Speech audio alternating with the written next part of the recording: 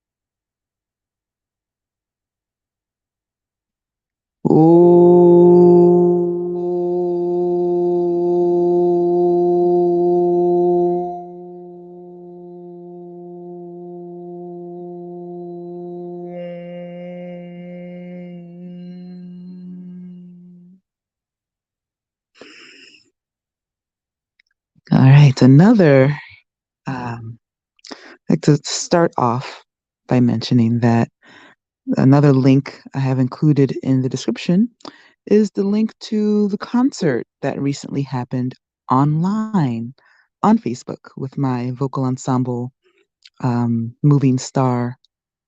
Always feels weird calling it my vocal ensemble. It's our vocal ensemble. We all embarked on this amazing journey together back in 2015. A 3 week what was to start off as a 3 week vocal lab at Carnegie Hall has now become, this formidable institution in its own right, this ensemble. And we do some amazing work together as far as improvisation and composed repertoire. And yeah, I'm really happy with the results of our most recent online concert. So you should check it out. Click on the link. It's about an hour and change of just beautiful, magical imagery and sound. A feast for the eyes and ears and heart. So there's that. And um, in light of everything that's been going on in the United States, my impulse was to reach for something lighthearted, to be honest. My impulse was to like bypass all this insanity that I've been um taking in as far as all the things happening in our political realm. But the topic that kept coming to me and would not let go, I was like, well, clearly this is what I'm going to be talking about for this episode, is this idea that came to me that I'm calling the self-preservation spectrum. So when I think of the extremes, the two extremes of this spectrum, I think of, on one end, uh, the archetype that's, represented by the people who stormed the Capitol. Extreme self-preservation to the point of like a Don Quixote style levels of delusion, dare I say, um, where it's like the phrase that's commonly used is zero sum game. Winner takes all. In order for me to win, you must lose. That whole paradigm of mindset is what I characterize as that extreme self-preservation, extreme fear that everything around you is a threat. And so you must do what you can to neutralize all the threats around you. So it's just kind of the sense of constantly living under siege that everyone around you wants to take from you. And so you must take from them before they have a chance to take from you. And living in that framework means that everyone is other. Even the people who look like you are other. you know, you might espouse a rhetoric that the people who look like you are the people who matter, but in the moment when that kind of mentality counts, you have this example of being in the Capitol, these folks at the Capitol, kind of like white on white crime, so to speak. Just madness, chaos. Whew, wow. Yeah. Um, but I'm gonna speak of it more so in terms of how these ideas relate to this sort of survivalist spectrum, this self-preservation spectrum. So you have this extreme of the super warlike, everything is a threat, zero sum mindset. And then all the way at the other extreme is martyrdom. It's, my self-preservation isn't important at all. um, I'm willing to be on the front lines, even if I'm not the person most equipped to be on the front lines, and I'm willing to lay myself down as a sacrifice, um, and that's a shadow version. Is that what I'm looking for? Um, that's a shadow expression. That's the word I'm looking for. It's a shadow expression of self-preservation. It's a lack of self-preservation. And then going back to the other extreme of the zero sum, everything's a threat. That's also a shadow expression. And then when you come to the middle of the spectrum between those two extremes, often people, a lot of people, perhaps philosophers, um, or I'll put it like this: I often got the message that the healthy middle when it comes to self-preservation is altruism. And I've always been skeptical of that idea because I'm not convinced that altruism as a state of being is actually attainable or realistic. I kind of put it in the same category as utopia. It sounds nice in theory, but is human nature truly designed to be quote unquote altruistic? Because the way that I um, conceptualize altruism is it it kind of sounds like mutual martyrdom. Like everybody agrees to be as unobtrusive and non-confrontational as possible, and that is how we achieve world peace. But then I see how humans in everyday life actually operate, including myself, including the way that we all negotiate our own shadow selves. And like, altruism doesn't quite take into account that we're not selfless. We have self-interests. We have self-interests that can manifest in the extreme of extreme selfishness and greed and zero sum, all that. Um, and even selflessness often carries a shadow expression tied to self-righteousness.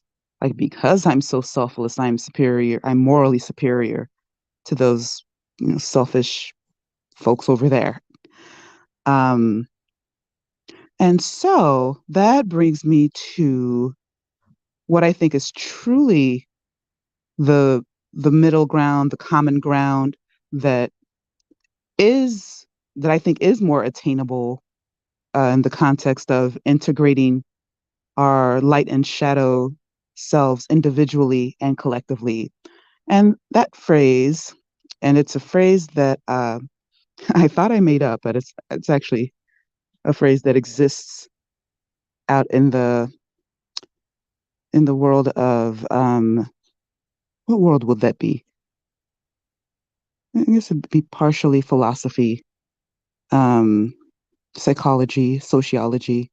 That phrase is enlightened self-interest. So it's in my interest to help you, and it's in your interest to help me. So, in other words, there may be discrete moments in our lives where we're helping each other simply out of the kindness of our hearts and no other motive attached, no other ulterior motive attached. But by and large, there is motive attached. There is something that I, as a human, get. There are concrete, tangible ways in which I benefit from treating you as well as I treat myself. And that's okay. And it's okay to have those motives. It's okay to want to connect with people who would connect me with jobs that allow me to make more money. Like, it's okay to be transparent and having those motivations. Um, ensuring mutual survival and ensuring mutual thriving. Um, and so in the center where you have the enlightened self-interest, there's there are more nuanced nodes on the spectrum between the two extremes and that ideal in the middle of the enlightened self-interest. And it is in those nodes, it is in those shades of gray where we get all the relationship dramas that make for great television and that make for a frustration um, in our everyday lives. Typically, when there are uh, conflicts or recurring conflicts within within any relationship, any kind of relationship dynamic, often you can look to some kind of power imbalance between two people having different two people being in different places on the self-preservation spectrum. One person in that relationship may be closer to the altruistic, almost to the point of martyrdom. Like, I do so much for you, and you don't do the same for me. And the person who doesn't do the same for them, they're more in the self-pres. They're more in the they're closer to the zero sum. Like, I got to look out for me, and you know to whatever extent that you benefit from me looking out for me, great, but I'm not going to go out of my way for you because that leaves me in a vulnerable position. So there are a lot of people who are in romantic partnerships who for whom these dynamics sound very familiar.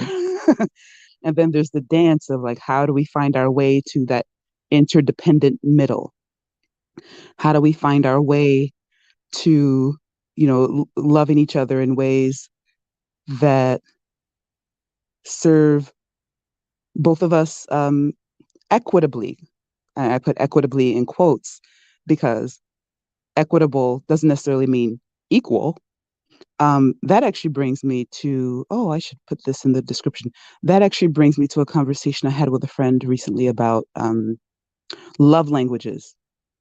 So going back to that notion of equitable, if you're someone who just naturally has a love language of giving gifts, It just comes like you're just able to see into the soul of a person and come up with a physical object or an experience that you can give to that person that really speaks to the soul of that person. You have that gift for giving gifts. And that's one of the five love languages, by the way, them being quality time, words of affirmation, gifts, acts of service, and physical affection. um, but maybe this person in this example, the way they like to give love is through gifts, but the way that they like to receive love is through acts of service. So like they swoon when you offer to fix their sink or pick up their mail. Like the things that might seem mundane to anyone else who doesn't have that love language, like it genuinely makes them feel loved when you like, do those kinds of things for them. Um, now those two ways of expressing love are different, and there isn't really a way to quantify them so that they quote unquote feel equal. Like, well, I gave you three gifts, so you have to give me three acts of service. Like, it doesn't really work that way. It's more like, are we both in this consistent flow of expressing our love to each other in ways that are actually fluent in our respective love languages? Um, and so, say all that to say that learning to speak each other's love languages, I think, plays a huge role in coming to that place of mutually assured thriving, and interdependence and enlightened self-interest. One quote, I don't know who said this. It's one of those quotes that get floated around into the cybersphere as disembodied wisdom or wisdom that has transcended its specific attribution. But I'll see if I can find an attribution. But the quote is, um, I will take care of me for you, and you will take care of you for me. And I love that because it really speaks to the the foundation of self-love as a springboard for loving each other better. Yeah, because you can't take care of anybody else. You can only take care of other people to the extent that you take care of yourself. And we often have that backwards where we put ourselves third, fourth, or fifth on our own list of priorities. And there's a way to put yourself first that isn't zero sum, that isn't like putting yourself first at the expense of others per se. Um, yeah, so that's what I have to say about that. And so I'll add that to the description. And another thing I'll add to the description is my link to my Outschool. I have a series of classes for kids who love music. And so they'll be able to their parents, because only people over the age of 13, presumably, are on this platform. So parents, you'll be able to click on the Outschool link and register your kids for the classes. I currently have fundamentals of singing, cultivate confidence through karaoke. I love my alliteration. um, yeah, so I'm looking forward to working with them. And I think we'll close out there. Let's close out with our Om. Here we go.